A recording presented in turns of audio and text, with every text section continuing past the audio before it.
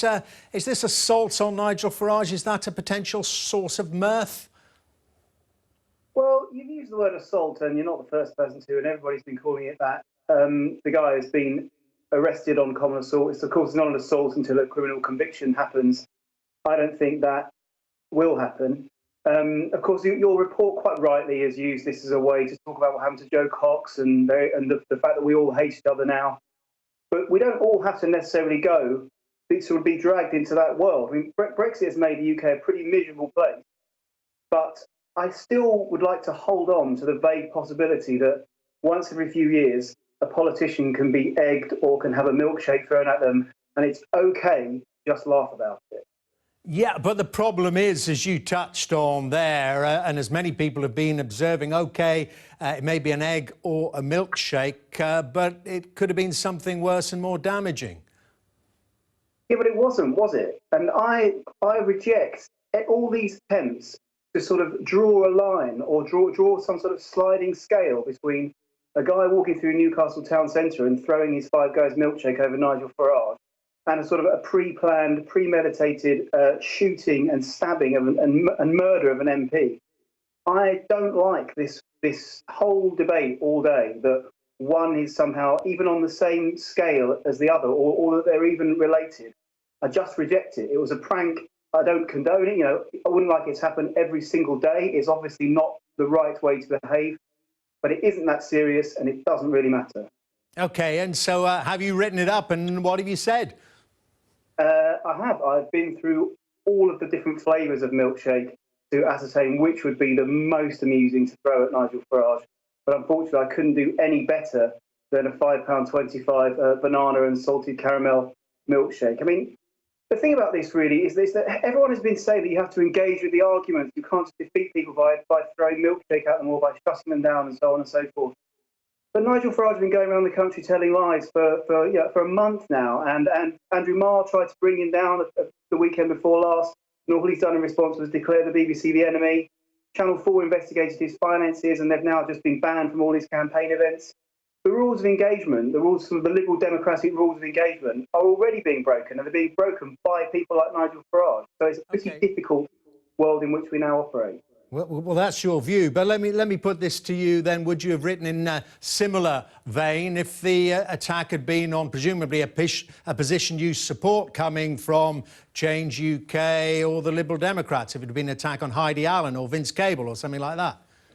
I can say without any shadow of a doubt, with absolute certainty, that any politician of any stripe, under any circumstance, at a campaign event, having a prankster throw some milkshake at them would have attracted the same amount of mirth from me, absolutely regardless.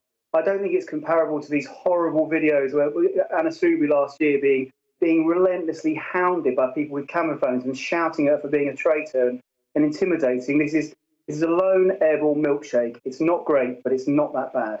Yeah, but I think, you know, you touched on it. We've all been talking about it, hasn't it? It's the general coarsening of the debate, yes, over Brexit, but also it's been enabled, hasn't it, by social media?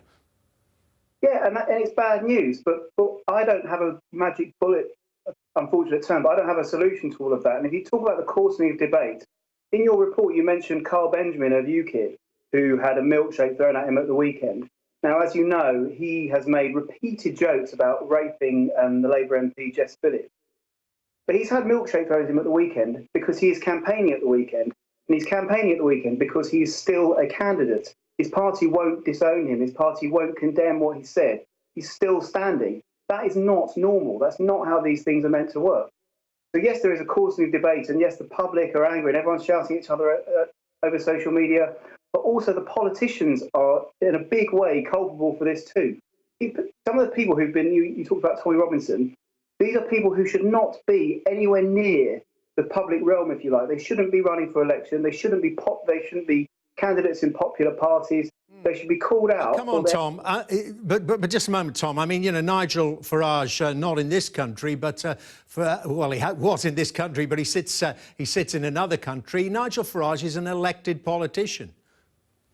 Yeah, well, I wasn't talking about him. I was talking about the other people. Yes, he certainly is. But as I think we sort of already talked about, there are attempts to engage Nigel Farage in what I would consider to be the normal rules of liberal democracy, i.e. you challenge him on his arguments, you take on his cause. But attempts to do that by journalists in the past few weeks have ended with them being sort of banned or struck off from his events.